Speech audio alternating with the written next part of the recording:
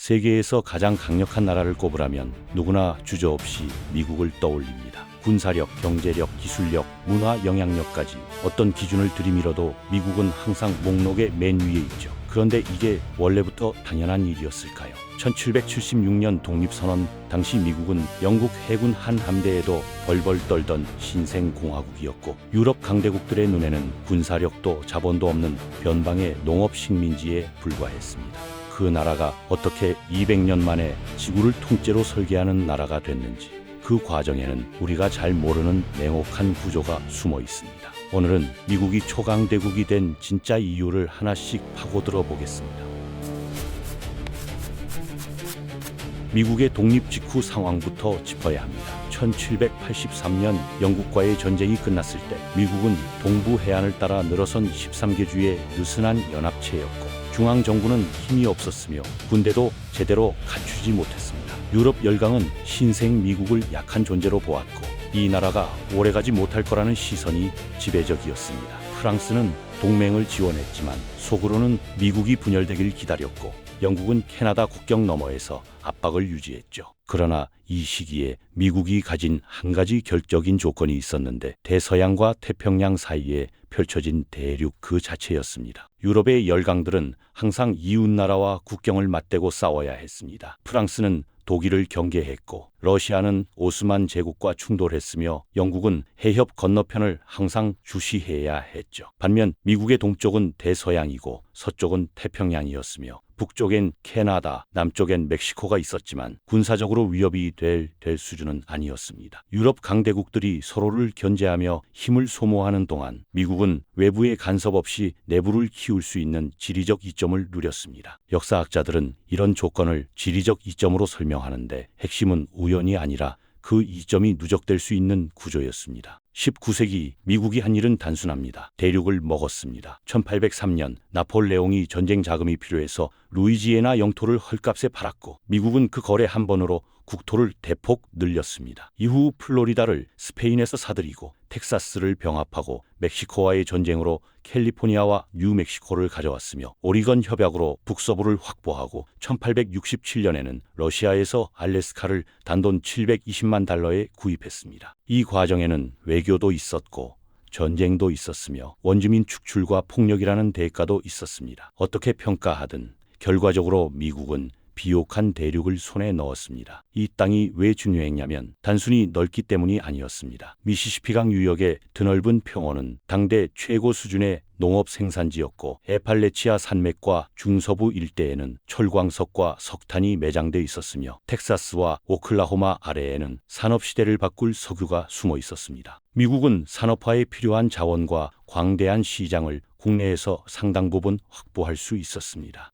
영국은 철광석을 수입해야 했고 프랑스는 석탄 산지가 부족했으며 일본은 자원의 대부분을 해외에 의존했습니다. 미국은 다른 산업국보다 자원 접근성이 구조적으로 유리했습니다. 그 다음 단계는 철도였습니다. 1869년 대륙을 동서로 관통하는 첫 번째 대륙 횡단철도가 완성됐을 때 미국은 사실상 하나의 거대한 단일 내수 시장이 됐습니다. 캘리포니아의 밀이 뉴욕으로, 오하이오의 철강이 시카고로, 텍사스의 소가 동부 도시로 이동했습니다. 유럽 기업들이 국경마다 관세와 언어와 규정의 장벽을 넘어야 할 때 미국 기업은 상대적으로 낮은 장벽 속에서 전국 시장을 무대로 삼을 수 있었습니다. 이 내수 시장의 규모가 산업화의 속도를 당겼고 산업화의 속도가 다시 시장을 키우는 선순환이 시작됐습니다. 1870년대부터 1900년대까지 약 30년이 미국 산업화의 폭발 구간이었습니다. 남북전쟁이 끝나고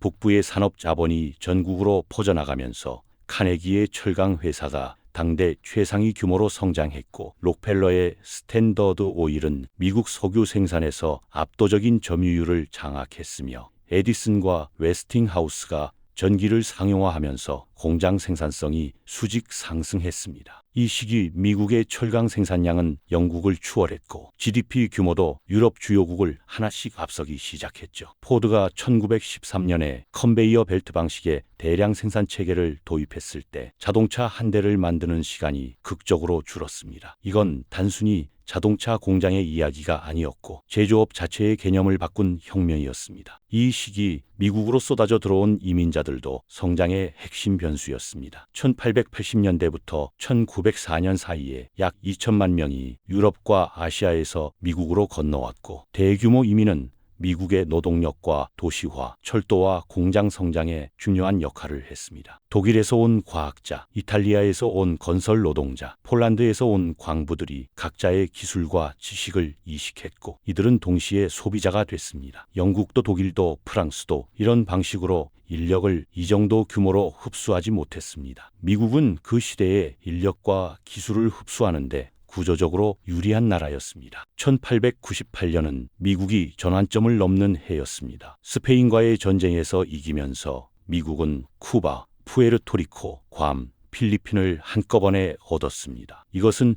단순한 영토 확장이 아니라 전략적 거점의 확보였습니다. 태평양에 발판을 놓은 미국은 아시아 무역로에 직접 접근할 수 있게 됐고 카리브해에서는 라틴 아메리카 전체에 영행사학을 위치하는 위치를 잡았습니다. 미국이 더 이상 대륙 내부만 바라보는 나라가 아니라 해양을 통해 세계 전체를 향해 뻗어나가는 나라로 바뀐 순간이었습니다. 그리고 1차 세계대전이 터졌습니다. 유럽은 4년 동안 서로를 갈아넣었습니다. 프랑스는 베르댕 전투 하나에서만 약 70만 명 사상자를 냈고 영국은 젊은 세대 전체를 참호에 묻었으며 독일과 러시아, 오스트리아는 제국 자체가 해체됐습니다. 미국은 1917년에야 참전했는데 결정적인 시점에 신선한 병력과 물자를 투입해 연합국의 승리를 굳혔고 전쟁이 끝났을 때 유럽의 막대한 채권을 들고 협상 테이블에 앉았습니다. 전쟁 전에 미국은 유럽의 빚진 나라였습니다. 전쟁이 끝나자 미국은 채권국이 되었고 유럽은 미국 자본과 지원에 더 의존하게 됐습니다. 이 역전이 20년 뒤의 구도를 미리 결정했습니다. 2차 세계대전은 미국을 완전히 다른 차원의 존재로 바꿨습니다. 이 전쟁에서 가장 결정적인 사실은 미국 본토가 전쟁의 직접적인 피해를 거의 받지 않았다는 것입니다. 독일 공군은 영국 도시를 불태웠고 소련은 레닌그라드에서 900일 동안 포위를 버텼으며 일본은 도쿄와 오사카가 불바다가 됐습니다. 중국은 난징에서 학살을 겪었고 프랑스는 나라 전체를 점령당했습니다. 미국의 공장은 그 시간 동안 쉬지 않고 돌아갔습니다. 전쟁 기간 동안 미국은 항공기 약 30만 대를 포함해 전차, 군함, 각종 군수 물자를 전후 질서를 좌우할 수준으로 쏟아냈습니다. 이건 자국 군대를 위한 것만이 아니었고 영국과 소련에도 대규모로 공급됐습니다. 소련 붉은 군대의 트럭 상당 부분이 미국에서 건너온 것이었다는 기록이 남아있을 정도였습니다. 전쟁이 끝난 1945년 세계의 구조가 다시 그려졌습니다. 미국은 전후 세계 생산의 절반 안팎을 담당하는 나라가 돼 있었습니다. 군사적으로는 원자 폭탄을 가진 유일한 나라였고 해군력은 당대 기준으로 압도적 수준이었습니다. 여기에 미국은 달러를 기축통화로 만들었습니다. 1944년 브레턴우즈 회의에서 44개국이 참여해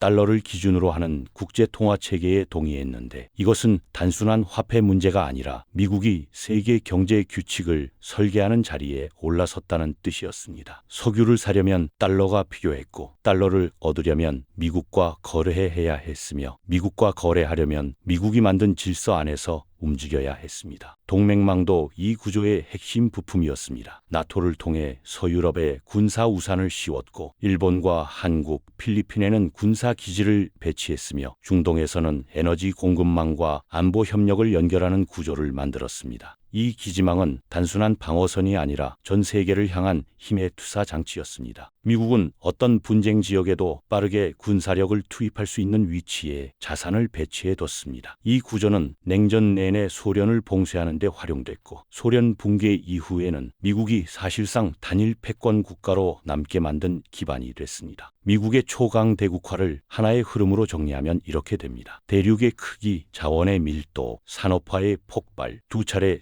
세계대전의 반사 2, 그리고 전후 국제질서의 설계자 자리를 한 나라가 순서대로 챙겼습니다. 어느 하나만 있었다면 강국이 됐을 수도 있습니다. 그런데 이것들이 전부 겹쳤습니다. 경쟁자들이 서로를 깎아내리는 동안 혼자 성장했고, 성장한 힘으로 규칙을 만들었으며 그 규칙이 다시 미국에게 유리하게 작동했습니다. 미국은 강해서 초강대국이 된 나라가 아니었습니다. 초강대국이 될 수밖에 없는 조건을 하나씩, 그리고 모두 쌓아온 나라였습니다.